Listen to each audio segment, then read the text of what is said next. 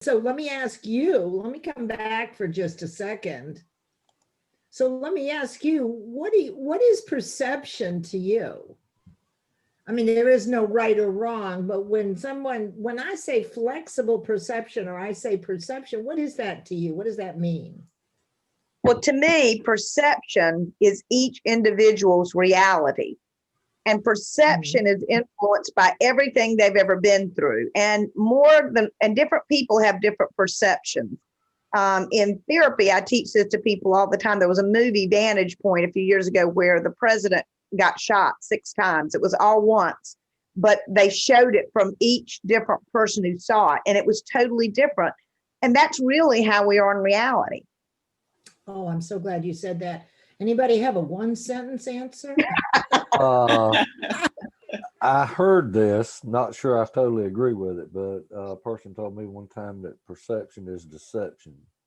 I can't hear you, Gary. I heard someone say one time that perception is deception. I might say that it's self-deception. Perception is self-deception. I didn't say I agreed.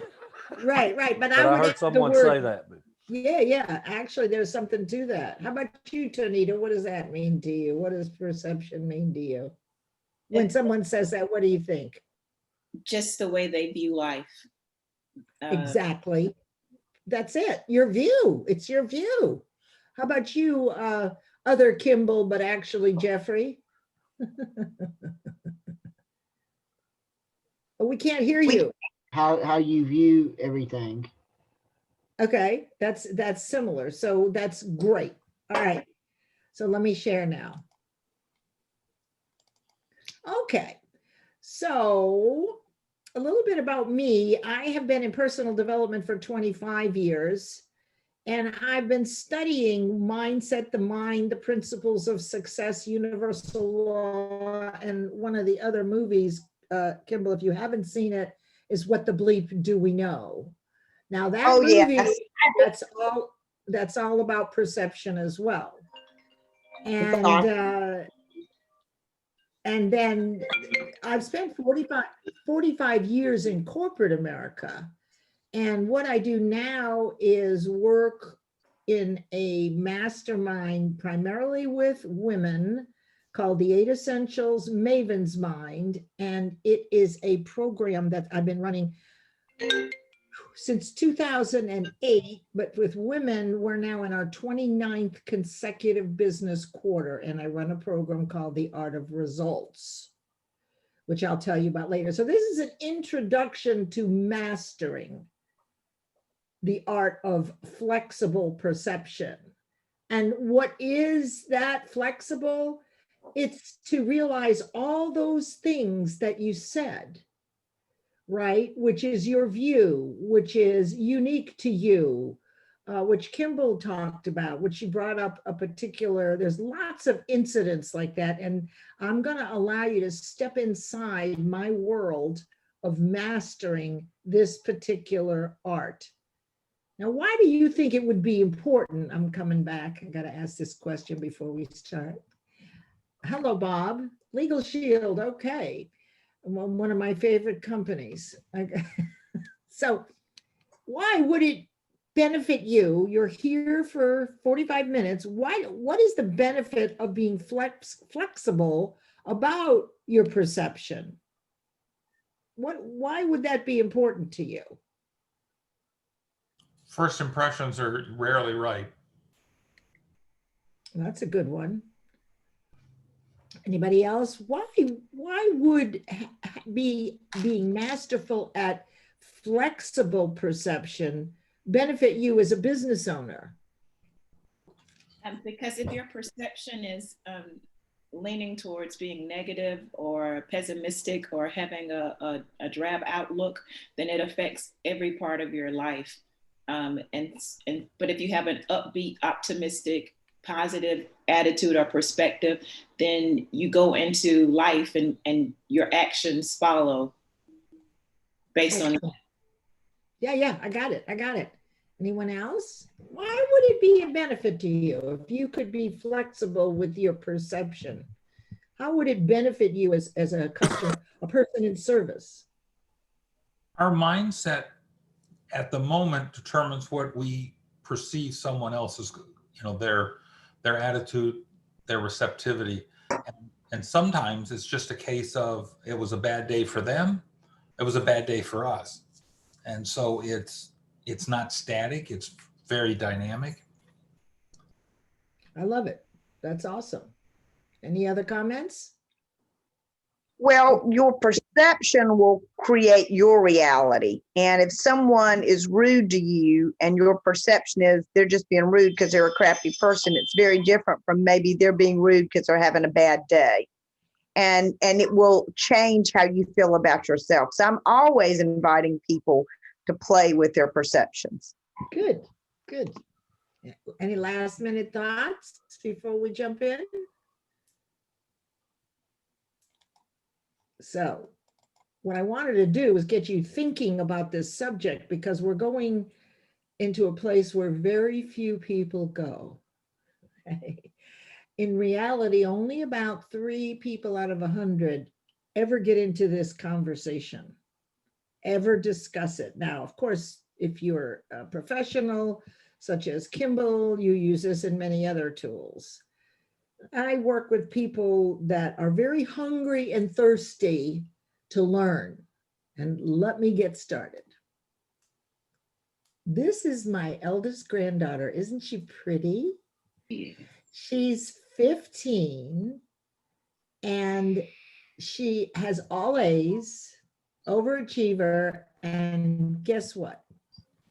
She is right about everything. I don't care what the subject is, and if you can relate, I hear laughter of recognition here. When you were 15, if you have a sister who's 15, a niece, a daughter, or whatever, son, and she will go to the mat to prove she's right. Right? So what I want to say about this is I had a pretty big discovery.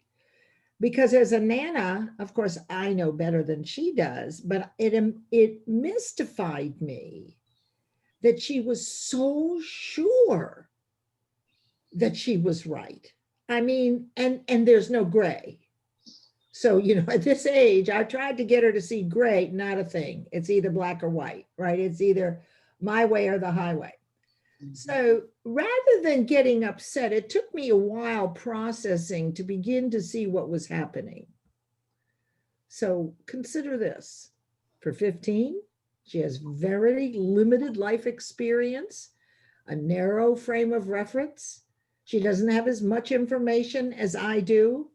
Therefore, based on what she knows and her experience, she is right. She's absolutely right. Of course, then so am I. I have a bigger frame of reference. So for me, that helped me understand. And I would say in politics, there's a whole lot of people that are 15, adolescent, emotionally and mentally. In other words, they have very limited experience. And even if they do, they like being right. You've seen people argue and fight to be right. What I want you to know is this is the lowest level of the human experience.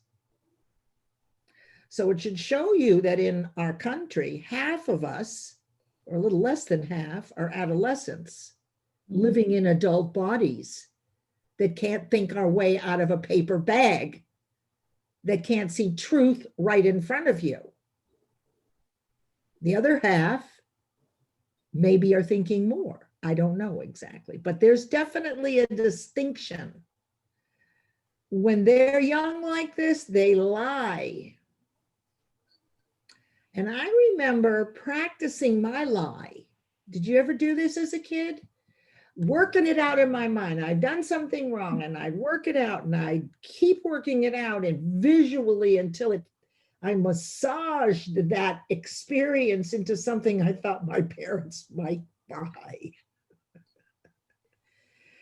So we can tell ourselves the same story over and over again. And for her is a smaller story. Now, she doesn't lie, but she sure believes her truth, right? I mean, I think she fibs. But the point here is that based on your level of awareness of your own infinite potential, and we do have infinite potential, the lowest place to be is being right. So think about how many times you've had to be right about something and you fought with a friend about it.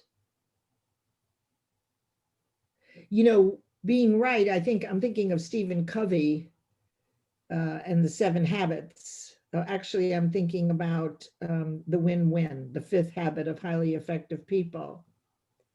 So there's a win-win, there's a win-lose. So if I'm right and you're wrong, I really haven't won anything and you feel lousy.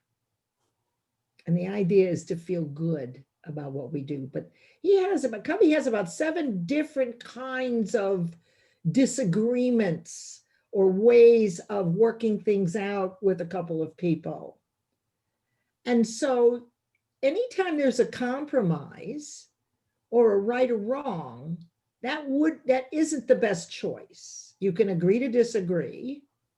The idea here is if you're going to have a better solution, it's not a compromise. Both people are satisfied. So the next time you go to say you're right to someone, bite your lip.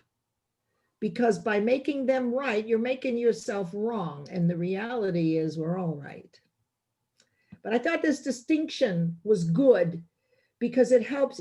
So look at it this way. If you have friends who have an adolescent mentality, that is, they're emotionally 15, right? They may have got a degree, they might have a PhD, they may be 80, but they can emotionally be 15, not responsible, not willing to look at any other point of view but their own. And that's kind of the nature of that age. So when you get ticked off at somebody who shoves their point of view down your throat, just remember they're only teenagers. And that really pisses people off. Okay, so that's the first piece. I've got 5 things I want to show you. So this is based on your level of awareness of your infinite potential will develop your being right or wrong. If you're 15, you have a limited background.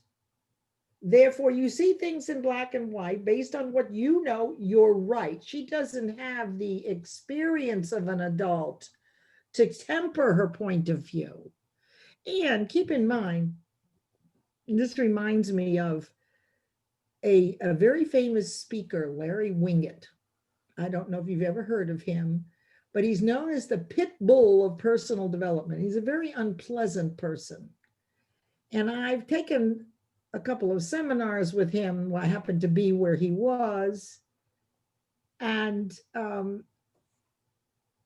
I discovered that while that was his persona, like the character that he played, that he was really like that too, that he really wasn't very nice.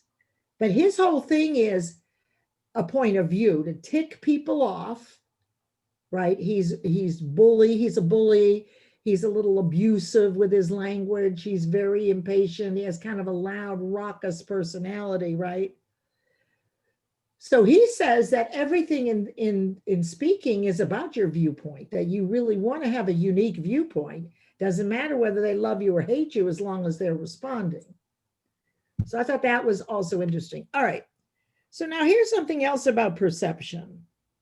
There's what happens in life and then what we make it mean. Now, what happens is something happens. You tripped off the curb. What you make it mean might be, boy, am I clumsy. There I go falling again. I'm calling the city. This curbstone isn't right. I'm a victim. And what happens is what I believe about myself and the world, my point of view, which is unique to me, and it's right, by the way. Mine is right for me and yours is right for you. And adults will ask, well, why are you so sure? Why do you love that point of view?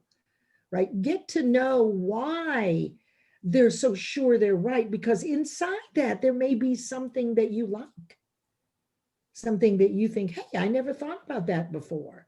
But if you insist on being right, walk away, you'll never know. And that's teenagers. So here's what actually happens. Something happens, and instantly, based on what we believe, we give it a meaning. We are meaning-making machines. Humans have to give a meaning to everything. It isn't good or bad, right or wrong. It's what we do. Then what we do is we collapse together the fact, which is I tripped off the curb, and all those things I made it mean, and we call it a fact. And that's how you can have 6 different people, or 6 different people viewing the same thing and have 6 different viewpoints. It's like, picture in my hand the biggest diamond in the world. Can you see my hand? Okay. So we're all looking through this diamond into the room. The room is static. Well, actually, it's disintegrating, but let's pretend it's static. But our viewpoint, as we look through into the room through the diamond, is slightly different. And for me, that's the best way to describe our points of view. But there's actually even more to it than that. So, for example, let me just check the time here and make sure we're doing good. Okay. So I use this example of 3 people standing on the corner, and they're at the stoplight, getting ready to cross the road, and a car turns the corner and sideswipes the car that's parked on the right. So the car made a right turn in front of these 3 people and sideswiped the car that was parked on the right after the turn. And a policeman pulls in right after and says, what happened? Right? He jumps out of the car, and this little old lady says, I was eating French fries. I saw him dipping the French fries in the ketchup and he wasn't paying attention. That's how it happened. And then there's a young basketball player about twice her height and says, excuse me, ma'am, but I don't mean to disagree, but actually what happened was he had his phone in his left hand and I saw him texting. And then the other woman, who was my age, said, you're both wrong. He was reaching back there to smack one of those kids in the back seat that were giving him lip. So it's the same kind of thing. What happened?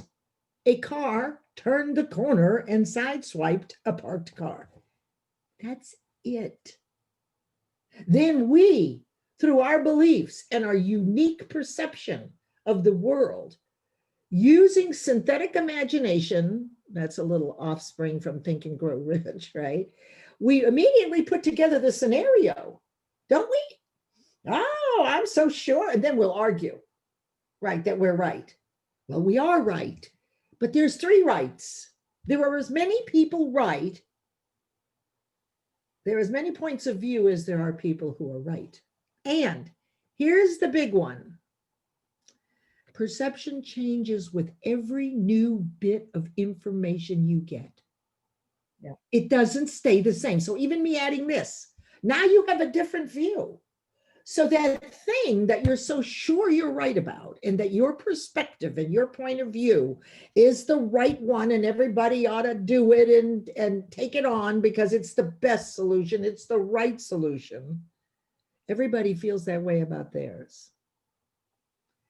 Yours doesn't work for me. So getting back to this, it's easy to understand now how this happens, because all we need to do now, when we are confused by a person who insists that the fact means what they think it means, uncollapse them. So what actually happened? Policeman says, what actually happened? Well, this car came around the corner and sideswiped this car. Exactly.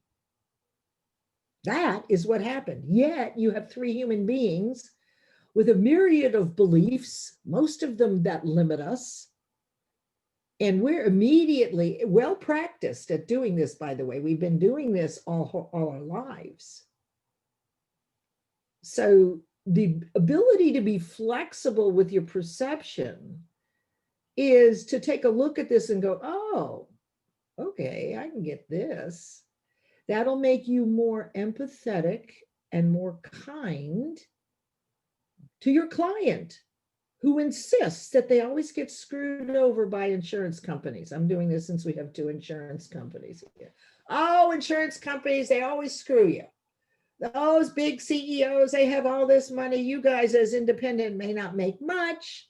What I know you actually do with your referrals, right? My brother is making a nice living being retired after 30 years in insurance. So he did a very good job.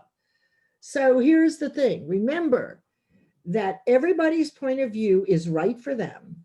And when you're dealing with a client who has a negative belief, let's say about insurance companies, right? And that could happen. It helps you understand, okay, well, something bad happened, right? And then they made it mean something about all insurance companies. And so you might ask, well, what exactly happened? Well, we don't do that, you would say. No. And then you give an example of how great your insurance company is, and you begin to shift their perception. However, you could be getting heated if you didn't know about this, right? Because you know that your insurance company is good. You know you're a good representative. You're not screwing anybody over, but this person believes it. So now you can say, okay, so something happened to them and they made it mean something. How am I going to approach this? So you realize that they've collapsed together their experience with what it means. And then you simply work to separate them for yourself or someone else. Any questions, insights, anything like that? I'm going to come back to you for just a second. Anything you saw there that you want to ask about, that you got clear about, that wasn't clear? I thought it was a great way to explain it. I thought that was really good. Definitely. You like it? Can you see how it being flexible that way, actually seeing into what other people are thinking? This is the only thing that we have control over, people, is what we think. That's it. If you think about it, you can't control anybody else. You can influence them. And I'm influencing you right now with juicy new information that gets you thinking. And it's fun. Learning is the miracle grow for human beings. You can't be unhappy while you're learning. Just watch a toddler learning to do something new that they've never done before. Please. Watch them going for a cookie up on the counter at dinner time when they know they're not supposed to have a cookie. And they can't get up on the counter. And their mother or dad is standing there saying, and that toddler is going, right? You can learn a lot from toddlers. Okay. So that's number 2. So remember that if your perception changes with every new bit of information, then there's never any reason to be right or make anybody else wrong. Okay, this is one of my favorite things. This is number 3. So I want you to go on a little journey with me.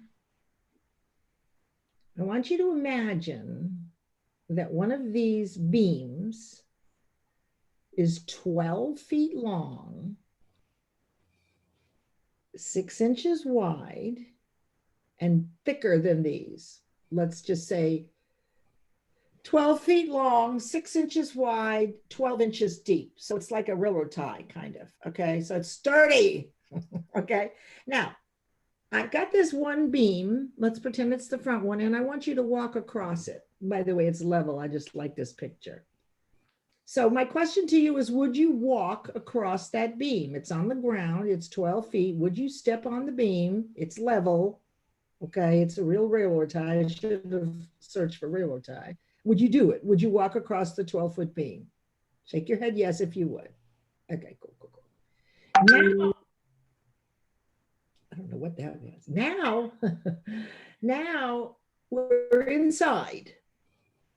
So now I'm going to lift the beam and I'm going to balance it on 2 end tables. with an ottoman in the middle. So now the beam is elevated about 3 feet off the ground. Okay, it's sturdy. It's on 2 end tables and an ottoman in the middle. It's 3 feet off the ground. Would you get up on it and walk across it? Hello? Probably not. Maybe. You wouldn't, Tony? Maybe. Why Maybe. wouldn't you? Okay, but I'm interested. Why wouldn't you? Tanita? I'm not as young as I used to be, and I don't feel as quickly. So you think you'll fall? I think I will fall. Okay, but all I've asked you to do is get up 3 feet and walk on a sturdy board for 12 feet. You're saying no. Okay, cool. Yeah. Let's go to school. Let's go. By the way, do you have any children? I don't. Okay. Do you have any nieces or nephews? I do. Okay, cool. All right. So we got that. Bob, would you walk across it? You're muted. You're muted. I can't hear you. I see your lips moving, but I don't hear your voice. There you go. Yeah. Probably Would you not. And I'm not as young as I used to be, but being 3 feet off the ground, I'd have to think about what happens when I fall or if I fall. Okay, so notice that all I've asked you to do is walk across the board and you've already created a meaning behind it that you're both going to fall. I just want to point that out. How about you, Gary? Would you walk across it? Probably, because I take Okay. chances. How about you, Jeff? If you're listening, Jeff, would you? All right, well, I'm going to go on. Now I'm going to take this same beam and I'm going to bring it to 2 15-story buildings up to the roof. They're next to each other by 10 feet. And I'm going to lay that beam across the 2 roofs and ask you, would you walk across that to the other building? You're 15 stories up. Okay, I'm seeing heads shaking no. Anybody say yes here? Kimball, it's a big no. Okay, I'm gonna assume Jeff is saying no and Nacho's saying sure. All right, now. He would. All right, last piece.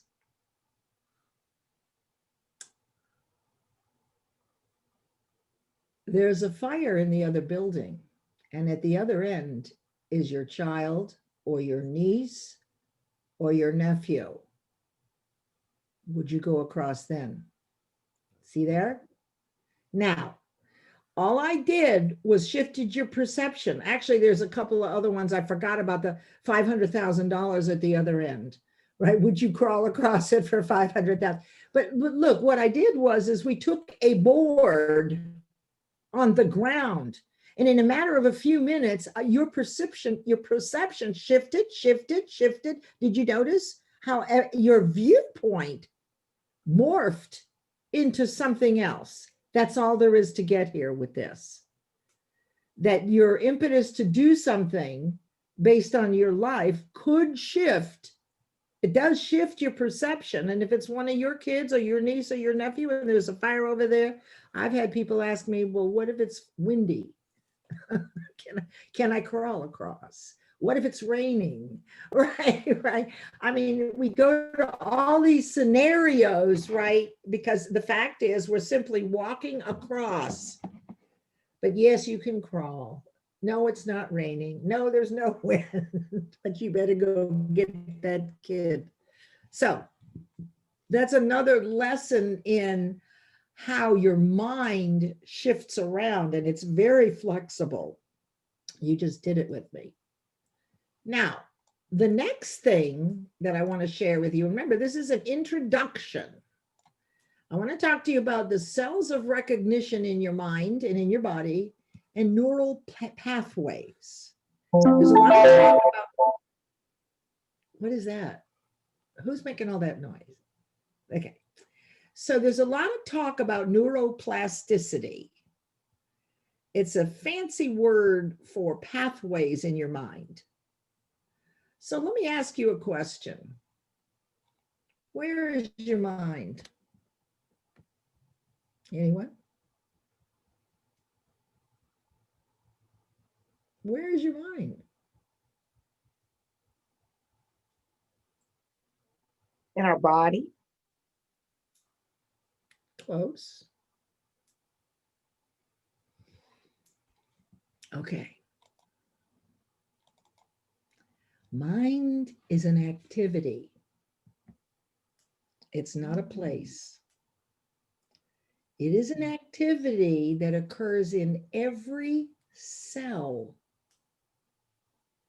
of your body. So when you're thinking and feeling good, there are two particular scientists, Bruce Lipton, Biology of Belief, Richard Brody, Virus of the Mind. They've done the scientific research. When you're happy, all the proteins in every one of your cells moves in the same direction. When you're sad and you're feeling yucky, all the proteins are moving in another direction. Your cells remember things. So the first thing I want you to think of is when maybe you did an exercise program or you were really buff and you were really in great shape and you were very dedicated to whatever this was, swimming, tennis, walking, whatever it was, you were in good condition. I'm fine. And you got a cold and you were out for a week. And when you went back, oh, the first couple of days were miserable, remember? But in very short order, you pretty soon didn't have to recreate all those weeks that it took to get in good shape. It took a few days, but your cells recognize where they were. So mind is an activity, and the way we think repeatedly, there are certain neural pathways. When somebody says something that irritates us and we get triggered, that's one of those neural pathways. It's a habit, it's a belief, it's automatic behavior, particularly among brothers and sisters, right? They very often tick each other off. I see it all the time with my grandkids, right? Even with myself, even as an old lady, my brother and sister and I were all old, but somebody can say something that'll piss someone else off, and before you know it, we're all 6 again, or 7, or whatever, right? So those are your beliefs. That is your automatic behavior. It's not conscious, it's automatic. So the neural pathways are where we want to take a look. Ready for your next one? She said. Okay, here we're going on another little trip here. You ready? I had so much fun putting this together, Kimball. It just popped into my mind when you asked me. I thought, we really need to do this. All right, so this road that you're looking at, this is the old farm road in your neighborhood that your mother and father used to drive to the end for a big necking session before you were born. That's where everybody went Saturday night. You know the place. Don't tell me you didn't have one. It was probably even harder to see here. Now this road has never been. What, honey? What'd you say? I said it looks very familiar to me. Now, the truth is that not only did your parents, maybe your grandparents and you also know this road. Now, the thing about this road is that no one ever kept it up. So for decades, every time it rains, right, it washes the ruts. See the ruts? Those are your neuroplastic pathways. Those are your automatic behaviors. Now, if I put you in your car or truck at this end, blindfolded you, put it in low and tapped the gas, that car would find its way down to the end of the road based on the erosion, based on no one had ever taken care of it and all the rain, and it had eroded this road. It could possibly damage the car, but it doesn't matter. You could make it down the road with your eyes closed, your hands off the wheel, and your foot off the gas. Because you know the way. You've been on this road. So did your parents. So did your grandparents, right? Now, so what we're doing now by creating new ways of thinking about perception is creating new ruts in the road, new ways of thinking, new beliefs about how things work. Now, those old ruts have been there your whole life, your parents' whole life, and your grandparents' whole life. And a lot of our beliefs come from our parents and grandparents, and that's another lesson. So you inherently know this road, but this road was created by old beliefs, negative beliefs, beliefs that could hurt. So the excitement of being a human being, we're the only living thing on this planet that can take an idea, which is thought energy, and turn it into physical form. No one else can do this. Without humans, there would be no buildings, no cars. You'd have dirt, trees, birds, insects, and all that, but you'd have no buildings, no cars, no nothing. Only humans do this. So when we're learning, we get really excited about it, because we start to realize, oh my God, I never knew that. I can do so much more with this. So the idea here is my work and your work to be part of the 3% that are happy, healthy, and wealthy. And by the way, happy, healthy, and wealthy is not a goal. It isn't a place. It's a state of mind. When you're happy, healthy, and wealthy, you feel good all the time. You're speaking the language of the universe. Now, in order to do this, any program or anything that you're studying, it's got to have 4 components to it, though, in order for you to stay engaged. Because remember, only these 3 people that are happy, healthy, and wealthy and living in the flow, they're doing these things. Most of us are very impatient. We don't want to do them. We don't want to put in the time. Yeah, but we are running down that road for years, doing the same thing over and over again. So it takes something to create a new belief.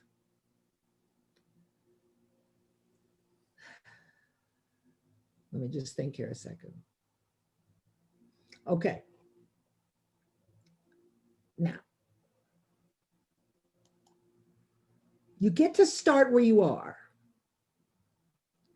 with something extremely simple, which is what you're thinking or what you're saying.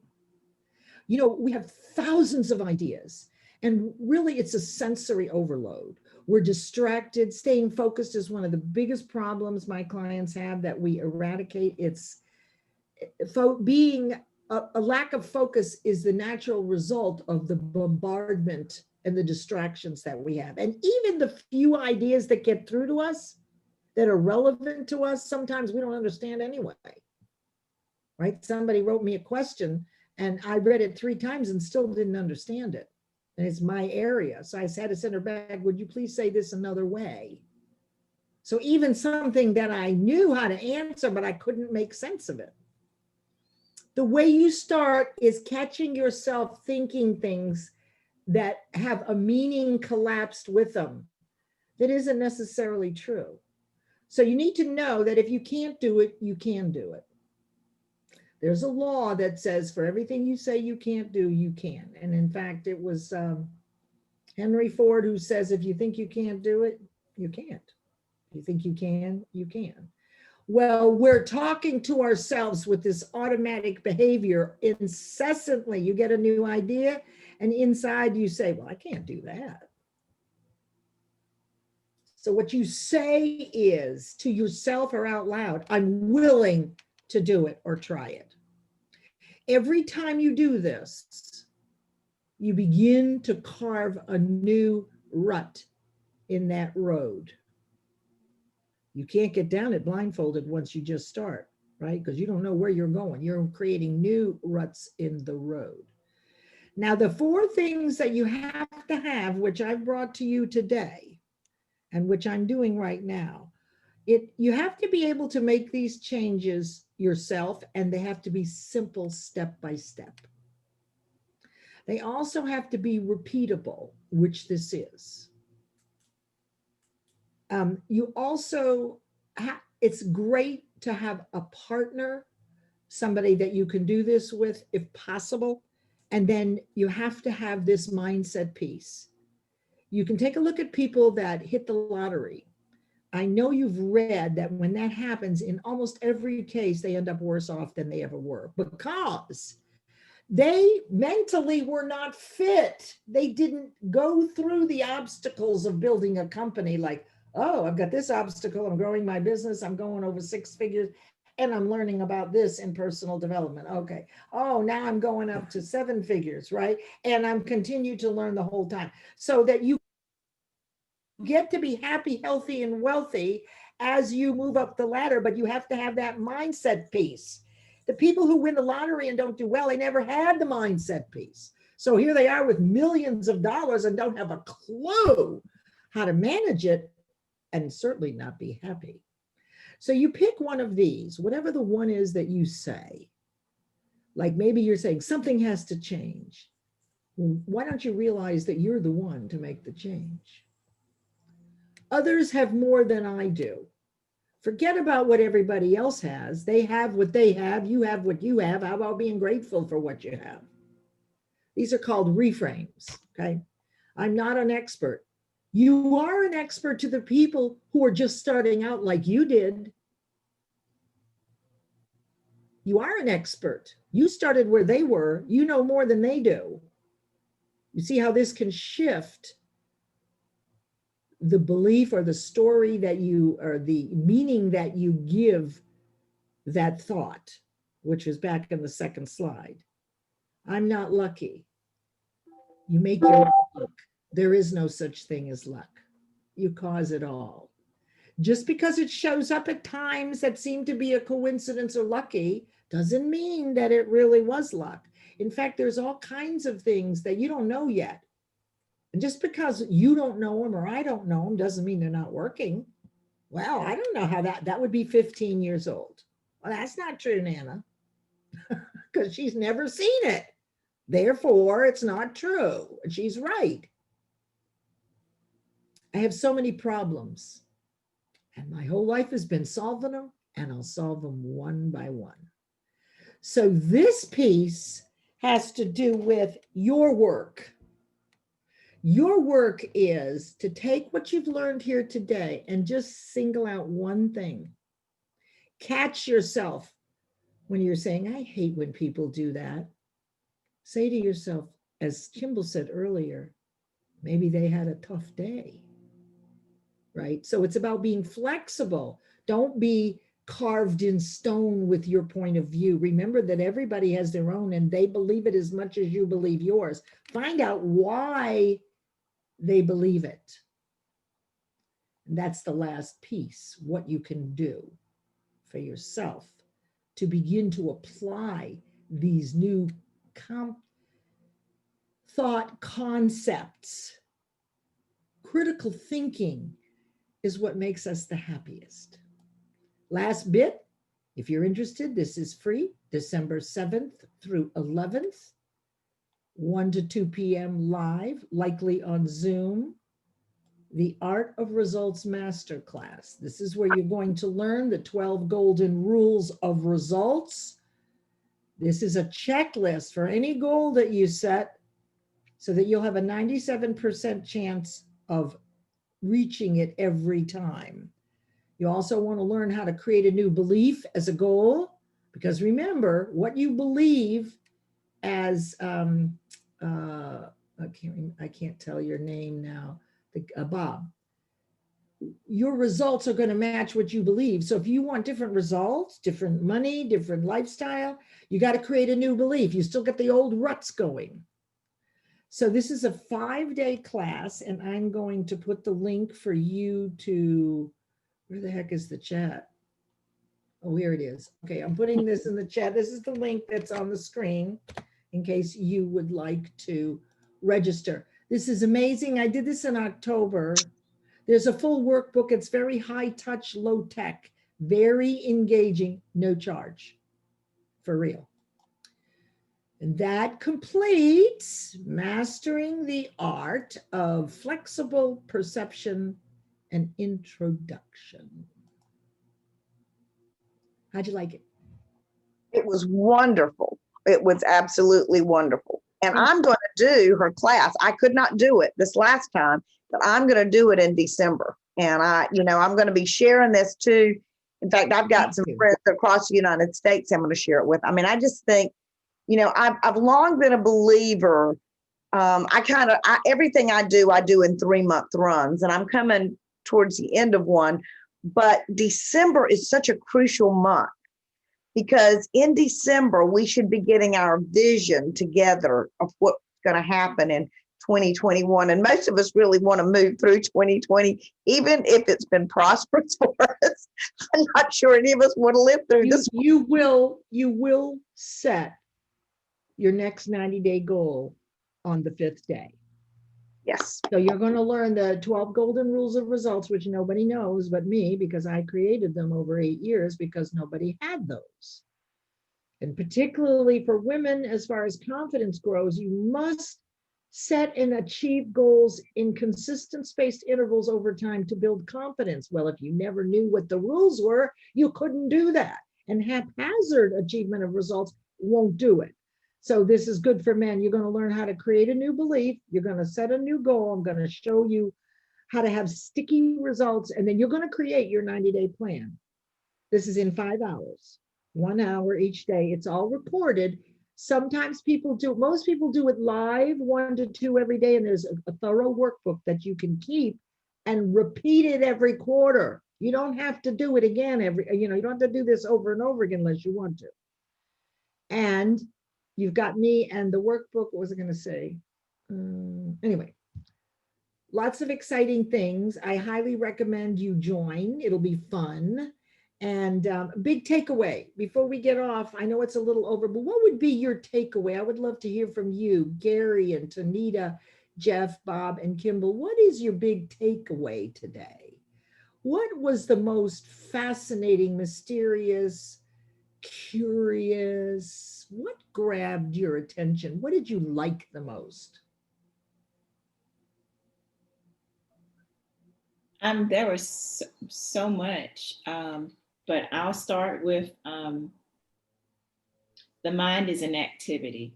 That was huge, because so many times we're thinking of it as a place, but if you think of it as an activity, that means that you can change your activities just like that. And how do you change it? Do you have an idea what changes it from what I taught you today? Your perception, how you perceive it. And how you perceive it has what attached to it? Beliefs. What did I hear? Beliefs. Yes, and they feel good. Your vibration, you're supposed to have Feelings. a high vibration. That's the language of the universe. Anytime you want to change anything, you notice that those 2 statements, one was negative, one was positive. So when your amplitude of vibration in your mind, in every cell, is high, that is what's communicating with the universe. Because here's the thing. What you want is moving toward you at the same vibration you're moving toward it. So if you feel like a schlub and you're going looking for a job and you go in and say, yeah, I'm here for the job, you don't really want to hire me, do you? Right. And then that, to Bob's point, it brings up the reflection of that piece of them, right? So the trick to this whole thing is to stay happy. Is to be happy, healthy, and wealthy as often as possible. It is a state of mind. Now, I will tell you, when I got bumped off Facebook, if you weren't on here, I built my business on there. I make money on there. And I was hacked and phishing happened and all that. Now, I could have been really depressed. I had about 30 minutes. Then I said, okay, well, I've been telling my clients to go to LinkedIn because those people pay more, but I'm so hooked on Facebook. I'm behind on LinkedIn. Maybe that's the universe hitting me over the head saying, why don't you do what you tell people to do, Leslie? So I said, okay. And I hired my friend in the UK who I've been wanting to work with on LinkedIn. We have an agreement. and I'm already creating everything over there just in case. So it's that flexible perception. Was I going to sit with, oh, poor me? The Facebook lets all this crap on there that's not true and they're picking on me. Really? Is that fair? Can I be the victim? No, I just keep moving. So it's flexible. Everything is flexible. Okay, let me pivot to the other side. And I've had a pretty good time. I am a little lonely. I miss all my people on Facebook. But anyway, life goes on, right? So what else before we get off? Your big takeaway. Thank you, Tonita. Gary, Bob, Jeff, Kimball, what would you say is one takeaway that you loved? Well, the what happened and then what you make it mean.